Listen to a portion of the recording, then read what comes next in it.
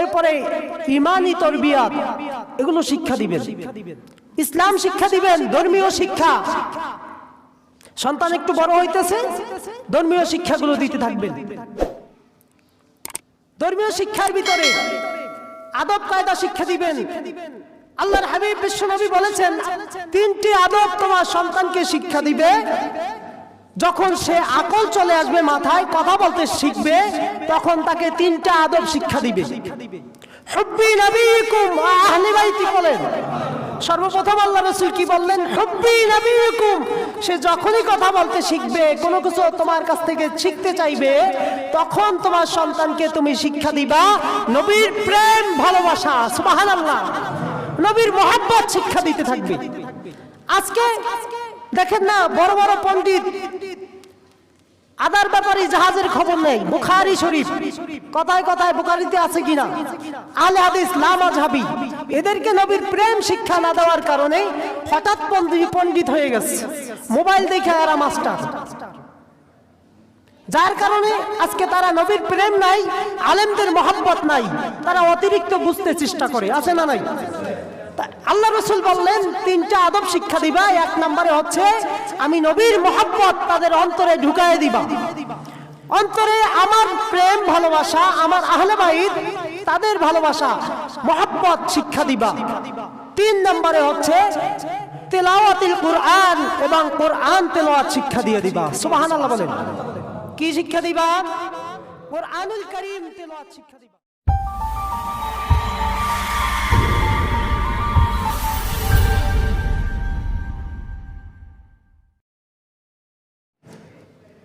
মহান আল্লাহ পাক রব্বুল আলামিনের এই পৃথিবীতে তার বান্দাদেরকে পাঠিয়েছেন একমাত্র তার হুকুম আহকামগুলো মানার জন্য, ঠিক কিনা? একমাত্র মহান রব্বুল আলামিনের ইবাদতের জন্যই মানুষ এবং জিন জাতিকে আল্লাহ তাআলা সৃষ্টি করেছেন।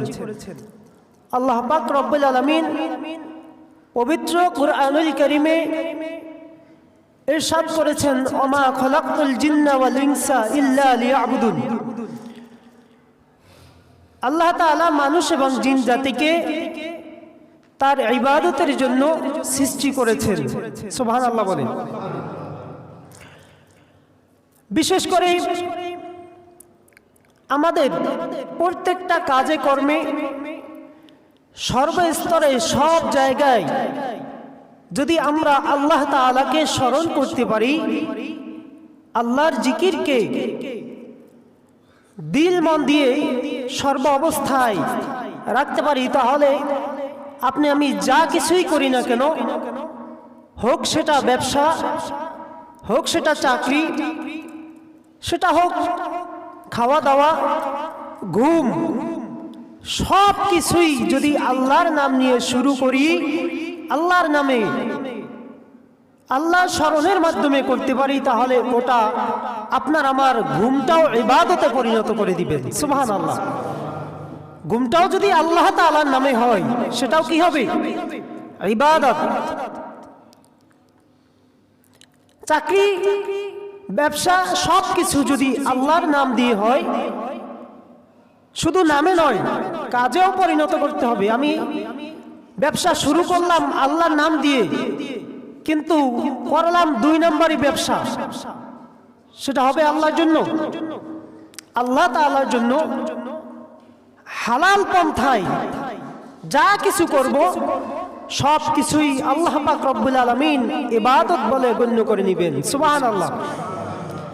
আর যদি সেটা অবৈধ পন্থায়, হারাম পন্থায় করা হয়, এখন এই পৃথিবীতে যেমন ভালো আছে তেমনি মন্দটাও রয়েছে, তাহলে ভালোর দিক দিয়েই আল্লাহ তাআলার নৈকট্য হাসিল করা যায়, কিন্তু খারাপ কাজ দিয়ে আল্লাহর নৈকট্য হাসিল করা যায় না, বরং আল্লাহর কাছ থেকে অনেক অনেক দূরে সরে যাওয়া হয়, ঠিক কিনা? বিশেষ করে 2 জুমা আমি পিতামাতার কর্তব্যের জন্য আলোচনা করেছিলাম, মা বাবার প্রতি সন্তানের কর্তব্য, এবং গত জুমায় মা বাবার যে আবার সন্তানের প্রতি কর্তব্য রয়েছে সে ব্যাপারে আলোচনা করেছিলাম, বাকি অংশ বলেছিলাম এই জুমায় করব ইনশাআল্লাহ। তো সন্তানের প্রতি মা বাবার অনেকগুলো দায়িত্ব রয়েছে, কর্তব্য রয়েছে। সেটি আবার দুই ভাগে। সন্তান জন্ম দেওয়ার পূর্বে হচ্ছে দুইটা দায়িত্ব, আর জন্ম হওয়ার পরে দুনিয়াতে আসার পরে আরো 12টি কর্তব্য রয়েছে। সুবহানাল্লাহ বলেন। কয়টি? 12টি আর 2টি, মোট হচ্ছে 14টি দায়িত্ব। আরো বিভিন্ন, কারণ একটা বিষয় ভাঙ্গিয়ে বলতে গেলে আরো বাড়ে। কোন কিতাবে বেশি ভাঙ্গায় বলছেন, বিস্তারিত বলতে গিয়ে আরো বাড়াইছেন, আবার কেউ 2টা 3টা একত্রিত করেও কমায় ফেলছেন। তো মূল বিষয়গুলো আমাদের বোঝার দায়িত্ব। যদি আমরা বুঝতে পারি তাহলেই সহজে এগুলো মানতে সহজ হবে আমাদের, ঠিক কিনা? যেমন গত জুমায় আমি 2টা আলোচনা করেছিলাম। সর্বপ্রথম যেই দায়িত্বটা সন্তানের জন্য বাবার কর্তব্য হচ্ছে মা নির্বাচন করা। আমার যেই সন্তানটা পৃথিবীতে আসবে সেই সন্তান আসার জন্য সর্বপ্রথম যেই সন্তান যার কোলে লালিত পালিত হবে, লালন পালন যিনি করবেন মা, সর্ব অবস্থায় সন্তান মায়ের কাছেই থাকে। এজন্য মা যেমন সন্তানও কিন্তু তেমনই হওয়ার চেষ্টা করে। মা বাবা যেমন আচরণ সন্তানও সেই আচরণটাই শিখতে চেষ্টা করে। এজন্য সর্বপ্রথম মা বাবা যদি দায়িত্ববান হয়, মা বাবা যদি ভালো হয়, তাহলে ওই সন্তানগুলো কি হয়? ভালো হয়। যেমন আপনি কোনো এক নার্সারিতে গিয়ে ভালো জাতের আম গাছ কিনে আনবেন। আপনি জিজ্ঞেস করলেন যিনি নার্সারির মালিক, ভাই আমাকে একটা ভালো জাতের আম গাছ দাও। উদাহরণ বোঝার চেষ্টা করবেন। আপনি দেখলেন এত ভালো ভালো গাছ অভাব নাই, কিন্তু নার্সারির যিনি মালিক তিনি একটা কেজা কোজা নরমাল একটা গাছ তার হাতে তুলে দিচ্ছেন। পাতা পোতা চিকন, দেখতেও তেমন ভালো দেখা যায় না, কিন্তু দামটা অনেক বেশি, আছে না নাই? তার মানে এটার জাত ভালো। এটার কি জাত ভালো? চেহারা সুরত একটু যদি খারাপও হয়, জাতিগতভাবে এই আমটা হয় ভালো আম, বড় জাতের আম, মিষ্টি আম, ঠিক কিনা? এজন্য এই গাছটার দামটাও বেশি। কিন্তু আপনি কি করলেন?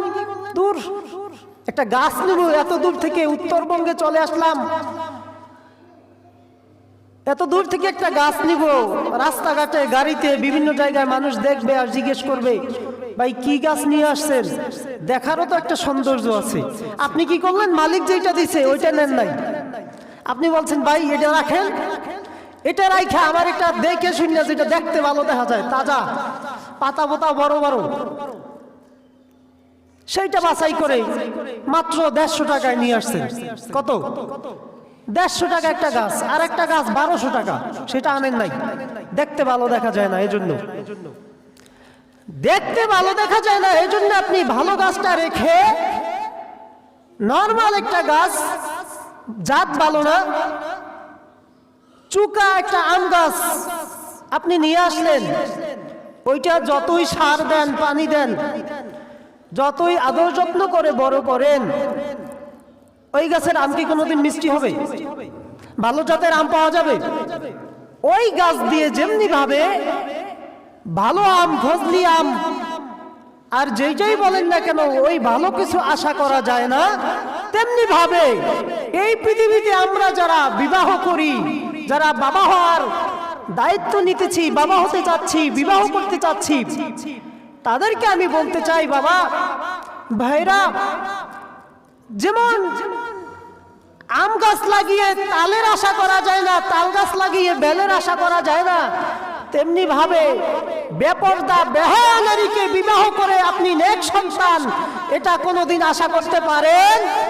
আশা করা যায় বলেন? কোনোদিন ওই আশা করা যাবে না। এটা যদি আশা করেন সেটা বোকামি ছাড়া আর কিছুই নয়, ওই আম গাছওয়ালার মতো হবে, ঠিক কিনা? তো বন্ধুরা আমার, দায়িত্ব কর্তব্য, আল্লাহ পাক রব্বুল আলামিন এত দায়িত্বপূর্ণ করেছেন মা বাবাদেরকে। আল্লাহর হাবিব বিশ্বনবী সর্বপ্রথম এই জন্য বলেছেন মা নির্বাচন করতে হবে। গাছ ভালো তো ফল ভালো, মা ভালো তো সন্তান ভালো। সর্বপ্রথম দায়িত্বটা হলো কি? 1 নম্বরে সন্তানের মা নির্বাচন করা। আল্লাহর হাবিব বিশ্বনবী সাল্লাল্লাহু আলাইহি ওয়াসাল্লাম তিনি বলেছেন, কোন নারীকে বিবাহ করবা? 4 গুণওয়ালা। সুবহানাল্লাহ বলেন। কয় গুণ? 4 গুণওয়ালা নারীকে তোমরা বিবাহ করবা। লিমালিহা, তোমরা সর্বপ্রথম যে জিনিসটা দেখবা সম্পদ। কি দেখবা? মন মতো হয়েছে, কারণ আমাদের এই এলাকায় বিশেষ করে নারায়ণগঞ্জ, মুন্সিগঞ্জ, এই ঐতিহ্য এগুলো যে যত সম্পদ দেখবে আগে, সম্পদ না দেখে বিবাহ করানো যাবে না। কমপক্ষে আমার ছেলে বিবাহ করাবো 5 লাখ টাকা না নিলে হয় নাকি? আছে না নাই? এটারে কি কয় জানি? যৌতুক। কথা বলেন না কেন? কি বলে? যৌতুক ছাড়া বিবাহ হয় এখন? হয় না। তা আপনি তো আপনার ছেলেকে কোন নারী, কোন ভালো গুণবতীকে বিবাহ করান না, আপনি তো টাকা বিয়ে করে আনছেন। কি বিবাহ করাইছেন? টাকা। আপনি ভালো কিছু আশা করবেন কিভাবে? আপনি শ্বশুর বাড়ি থেকে দাবি করছেন খাট না দিলে হবে না, ফার্নিচার না দিলে হবে না। তা কিছুদিন পর বউ তো আপনাকে খাট থেকে নামাইয়াই দিবে, এটা তো আমার বাবার খাট, তুমি ঘুমাও কেন? ঝগড়া লাগলে ছাইড়া দিবে নাকি? ওই বউ তো আপনাকে ছাড়বে না। আল্লাহ রাসূল সম্পদের কথা বলেছেন, কারণ আপনার একটা বিপদ হলে শ্বশুর বাড়ি থেকে যেন দেখতে পারে, কিন্তু আপনি কোনো কিছু চেয়ে আনতে পারবেন না। সর্বপ্রথম আল্লাহ রাসূল বললেন লিমালিহা, তোমরা ধন সম্পদ দেখে নারীর সম্পদ আছে কিনা সেটা দেখবে। 2 ওয়া হাসাবিহা, তার বংশ দেখবে। এখন তো আর বংশ দেখা দেখি নাই, রাস্তায় দেখছি ওইটাই বংশ নাকি? রাস্তায় দেখছি ভালো লাগছে, বংশও শেষ আর নেককারও শেষ। নেককারের দরকার নাই, কারণ রাস্তায় যেটা দেখছি ওইটা তো বড় নেককার, আল্লাহর ওলি ছাড়া আর কেউ না। আল্লাহর ওলিরা রাস্তায় রাস্তায় ঘুরে না হন।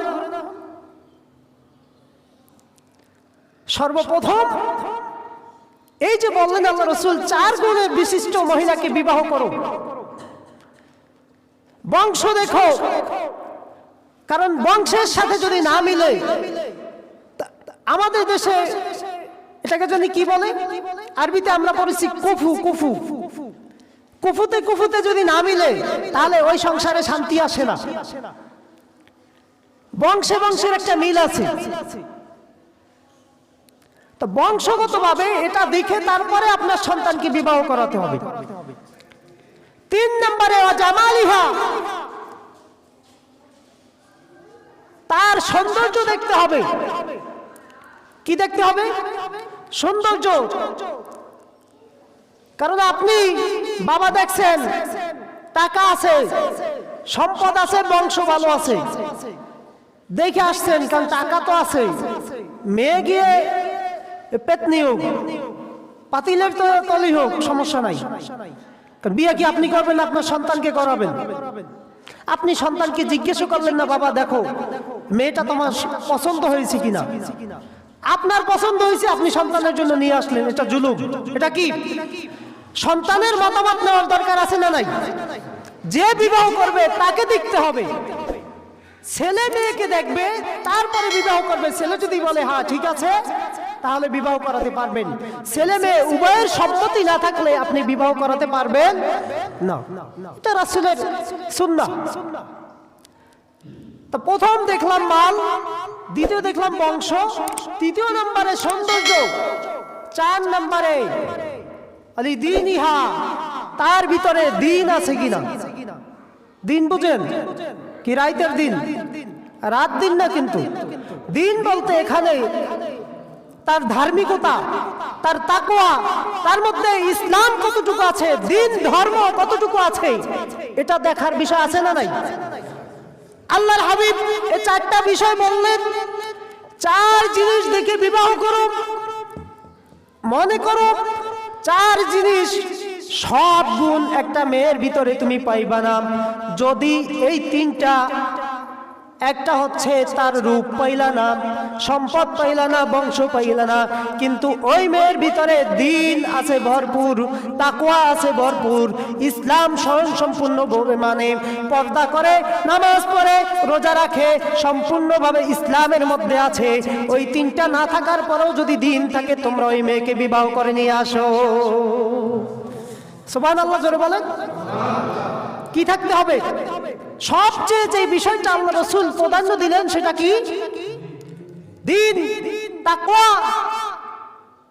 তিনি ধার্মিকতা কতটুকু আছে তার ভিতরে, তিনি দিন ইসলামকে কতটুকু মানেন, সেটাকে তোমরা প্রাধান্য দিয়ে, যদি ধন সম্পদ নাও থাকে, যদি একটু কালাও হয়, যেমন কথায় আছে না, বিভিন্ন প্রবাদ বাক্যে বলে, জাতের মেয়ে কালো ভালো, নদীর পানি গোলাও ভালো, আছে না নাই? আসলে ঠিক, নদীর পানি যদি গোলাও হয়, এরপর ওটা অনেক ভালো। আর জাতের যদি মেয়ে হয়, ওই মেয়ে শ্বশুর শাশুড়িকে শ্বশুর শাশুড়ি ডাকবে না, আব্বা আম্মা ডাকবে, মা বলে ডাকবে, স্বামীকে আদর করবে, স্বামীকে ব্যাগ আগায় দিবে, জুতাটা পরায় দিবে, মোজাটা পরায় দিবে, ঠিক কিনা বলেন? দিবে কিনা? আপনাকে ডাক দেওয়ার আগে দরজা খুলে দিবে, আবার আপনি চাকরিতে বের হয়ে যাবেন, অফিসে যাবেন, আপনাকে আগায় দিবে। এটা হচ্ছে জাতের মেয়ের কাজ, ঠিক কিনা? কিন্তু যদি বেজারটা বাজে, ওই মেয়ে কি করবে? এই শ্বশুর শাশুড়ি ভালো লাগে না, তোমার মা সারাদিন কানের কাছে প্যান প্যান করে, এজি শুনতে ভালো লাগে, আছে না নাই? এমন পুতের বউ মনে হয় এই এলাকায় নাই, আছে? মায়ের কথা ভালো লাগে না, বাবার কথা ভালো লাগে না। আচ্ছা বলেন তো, কোন মা কোন বাবা সন্তানের খারাপ চায়? বলেন তো, সন্তানের খারাপ চায় কোন মা বাবা? আমার মনে হয় না যে এমন মা বাবা আছে যে সন্তানটা বিপদে পড়ুক, সে ভিক্ষুক হয়ে যাক, গরিব হয়ে যাক, এটা চায় নাকি? চায় বউ বেটি নিয়া, সন্তান সন্ততি নিয়া, সকলকে নিয়ে ভালো থাকুক, এটাই তো চায়। কথা বলেন, সব মা বাবাই এটা চায় যে আমার সন্তান ভালো থাকুক, ঠিক কিনা? কিন্তু এজন্যই জাত দেখে তারপরে বিবাহ করতে হবে। তো সর্বপ্রথম গেল এই 1 নম্বরে মা নির্বাচন করা। 2 নম্বর, যখন বিবাহ হয়ে যায়, স্বামী স্ত্রী বাসর ঘরে যায়, আছে না নাই? বাসর ঘরে যাওয়ার পরে স্বামী এবং স্ত্রী একত্রিত হওয়ার পরে যে কোনো সময় আপনারা যাবেন, সন্তান হওয়ার যে পদ্ধতি রয়েছে, সেই পদ্ধতি যখনই গ্রহণ করবেন, সেখানে দোয়া আছে না নাই? আছে।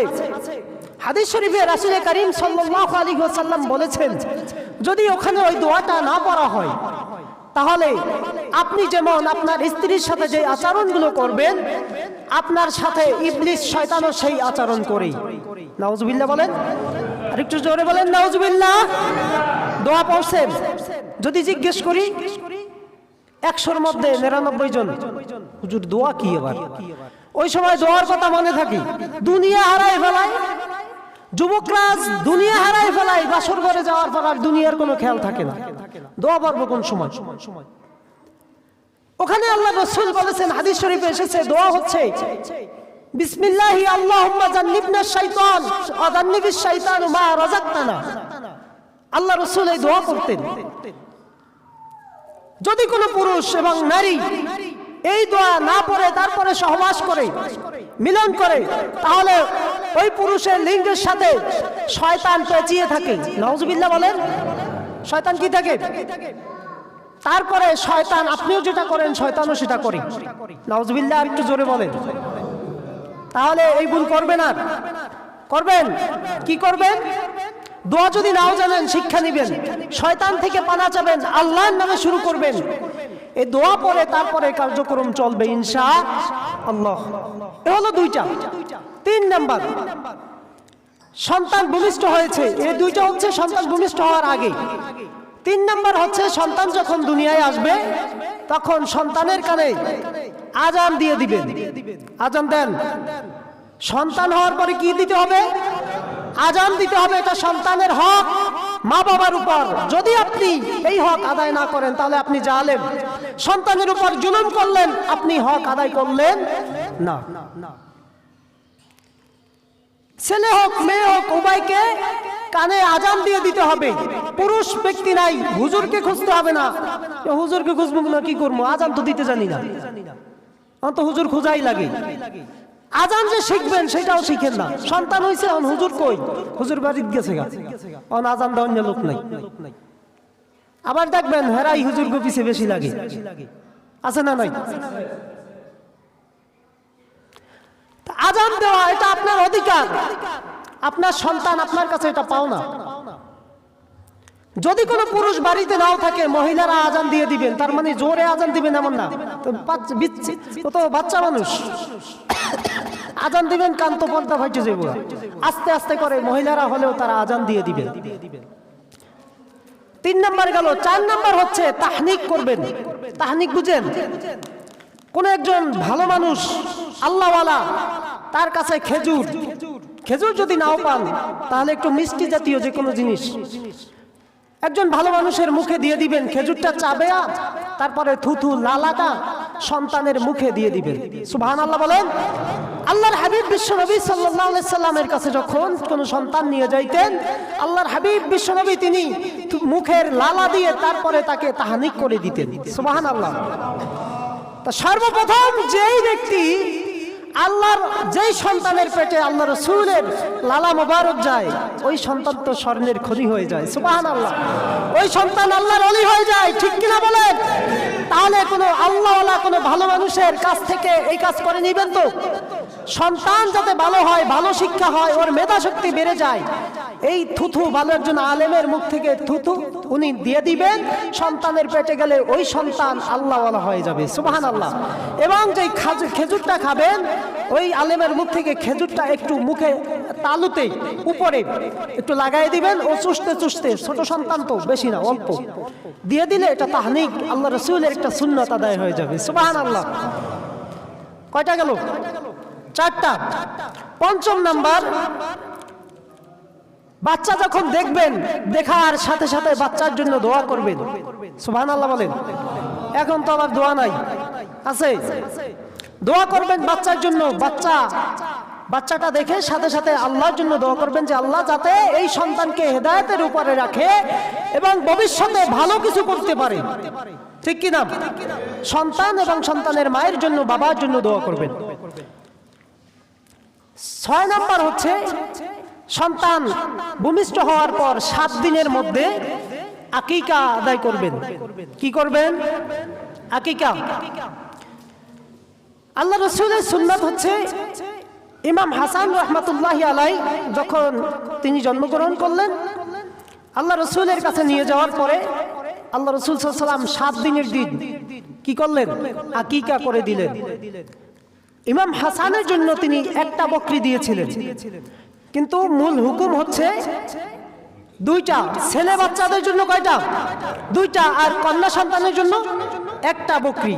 এখন অনেকের প্রশ্ন এখানে আছে, যেমন 2 দিন আগেও আমাকে একটা প্রশ্ন করছে একজন, হুজুর এখানে যদি ছেলের জন্য, অনেকে এরকম ধারণা করে যে ছেলের জন্য মনে হয় বকরি, ছাগল, আর মেয়ের জন্য ছাগিটা।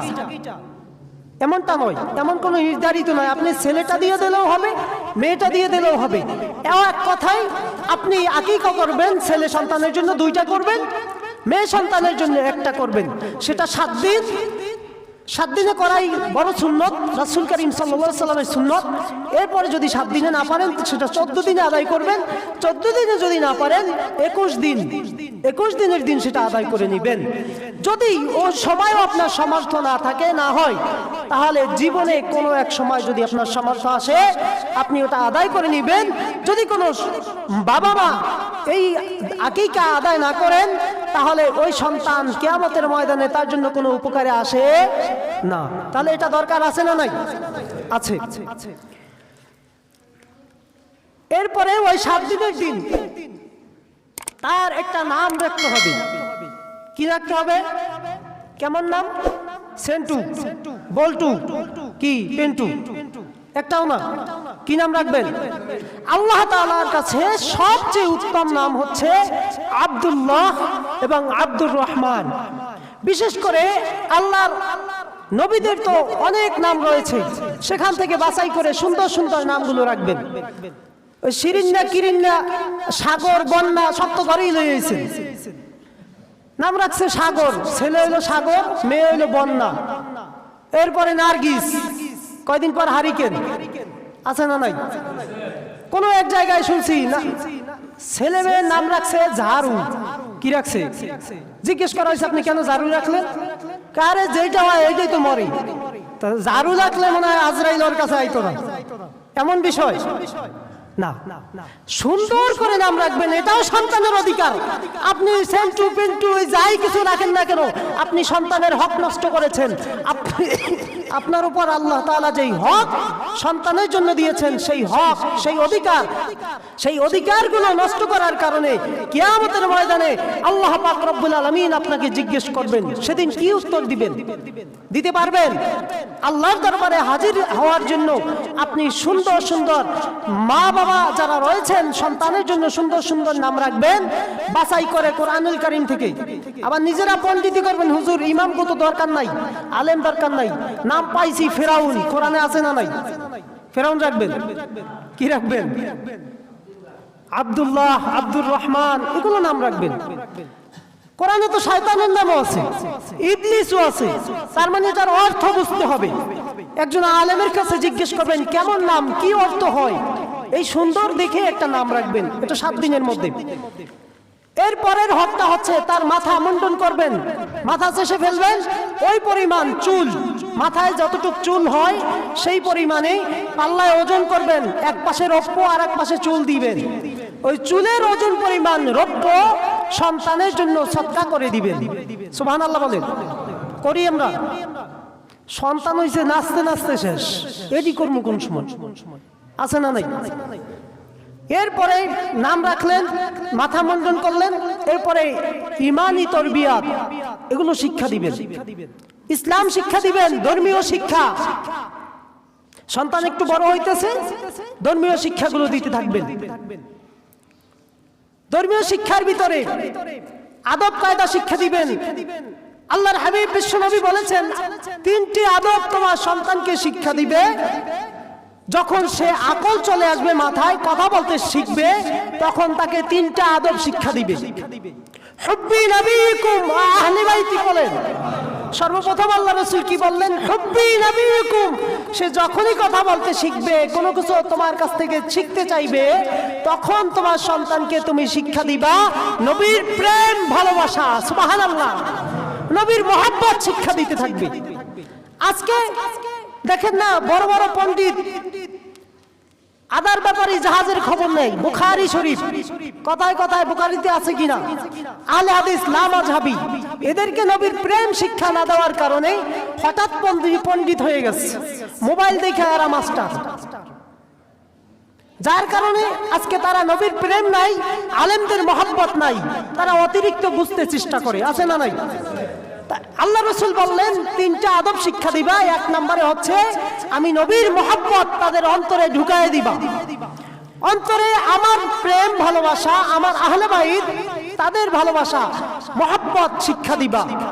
3 নম্বরে হচ্ছে তেলাওয়াতুল কুরআন এবং কোরআন তেলাওয়াত শিক্ষা দিয়ে দিবা। সুবহানাল্লাহ বলেন। কি শিক্ষা দিবা? কোরআনুল কারীম তেলাওয়াত শিক্ষা দিবা। সময় খুব সংক্ষেপ, আমি আর বিস্তারিত বলতে পারতেছি না, যেহেতু দায়িত্ব কটা আমি শেষ করি। এরপরে ধর্মীয় শিক্ষার পরে সম্পদ বন্টন করা। সন্তান কাউরে বেশি কাউরে কম, এটা করা যাবে? যাবে বলেন?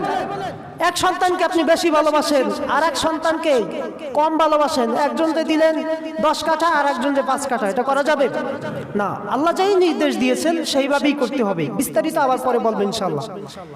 এরপরে 11 নম্বর যে বিষয়টা, এইখানে আমাদের বড় গাফলতি আছে।